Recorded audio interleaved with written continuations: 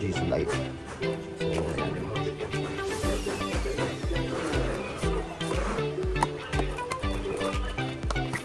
So, ayan. Manual strap.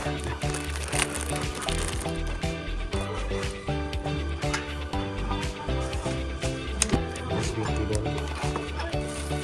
Ayan, Jizu Life. Ito.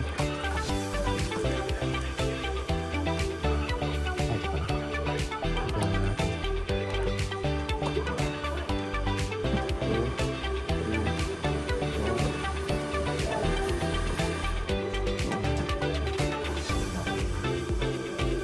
So, may level 5. Ayan, taas. Tapos pinagandaan sa kanya, nabibendo. So, pwede siya sa school.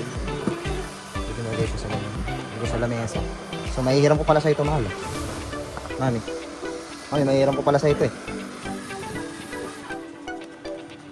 Ideal na yung nandun. So, ang ganda. Diba, original eh.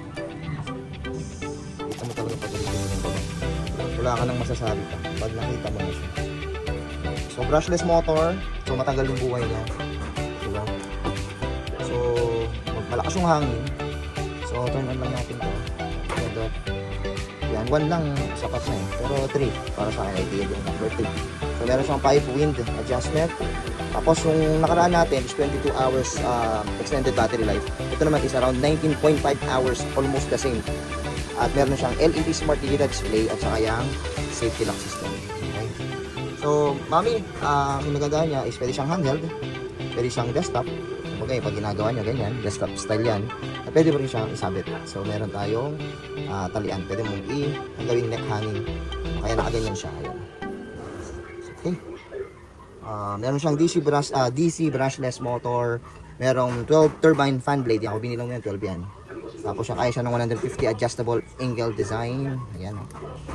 Yan, di ba? Around 1,000 something. Yan, di ba? So, Jizu Life.